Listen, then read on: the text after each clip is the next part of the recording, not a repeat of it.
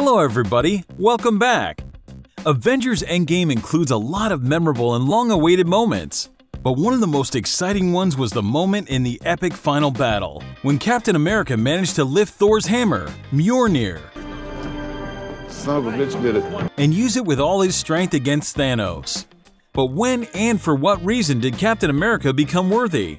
As we saw it in the first movie Thor, Odin bewitched the hammer. Therefore, only the worthy can use it. Whosoever holds this hammer, if he be worthy, shall possess the power of Thor. Avengers Endgame confirms that Steve Rogers is also worthy. This shouldn't be a big surprise. The whole life of Captain America was a demonstration of selfless heroism, even before he became a super soldier. It is enough to remember how skinny Steve did not hesitate to cover the grenade with his body. He even wanted to give his life to protect New York from the Hydra bombs. In the history of Marvel Comics, there were several moments when Captain America was able to lift the powerful Mjolnir hammer. The first and most famous case was in the mighty Thor 390, published in 1988. Later, Captain America repeated it in other comics, such as 2099 Manifest Destiny, 1998, the issue What If featuring X-Men, Age of Apocalypse 2007, the crossover Fear Itself No. 7 2011, as well as in the events of the Secret Empire series, 2017. In the Marvel Cinematic Universe, besides Thor and Vision, Cap is now the only hero who is fighting with this hammer. So why did Captain America take possession of Mjolnir only now? What makes him worthy in Avengers Endgame and not before? Previously, there was a theory that Captain America wasn't worthy, as he was keeping the secret that Bucky had killed Tony's parents. Confessing to this in the Civil War, he became worthy. However, this theory hasn't been confirmed. Besides, the problem with this explanation is that Steve had only the best intentions when he was keeping Bucky's secret. And of course, many of the heroic acts he did before could somewhat balance this. But we finally have an answer now. Why Cap did not lift Mjolnir before? In the Happy Sad Confused podcast, the Russo brothers have shed light on this issue.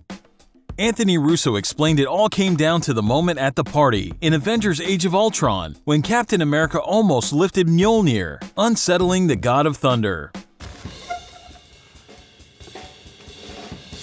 It was at that moment that Captain realized that he could move the hammer, but he decided not to do this out of respect for Thor's ego.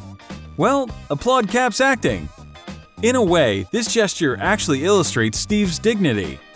He's much less proud than the other Avengers, and he doesn't feel the need to prove himself to others. It also explains why we saw the hammer move slightly for a second. You can't be halfway worthy. A person is either worthy to lift Mjolnir or not. This is an all-or-nothing deal, which suggests that if Steve could move the hammer slightly, he could also lift it completely easily. Simply put, Captain America was always worthy, but the time to show it was only in the final battle with Thanos. Thor's words, "I knew it," probably refer exactly to this fact. Captain America could not only lift Mjolnir, but also use lightning just like Thor, which looked very impressive. And although we found out from Thor Ragnarok that Mjolnir had never been the source of Thor's power, but only controlled and focused it, this applies only to him. In the case of Captain America, Mjolnir empowered him, which allowed him to cause lightning and to kick Thanos' ass for some time. I can do this all day. If we recall the moment when Vision lifted Mjolnir, but he did not get access to Thor's power, in this case, Odin's enchantment did not affect him.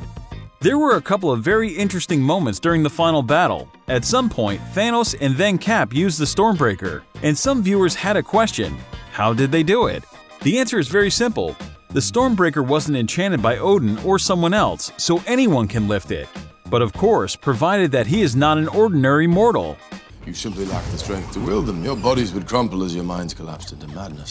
So, Steve Rogers has come a long way from the willingness to self-sacrifice jumping on a grenade, to readiness to meet with the whole Thanos army face to face, being tired and wounded.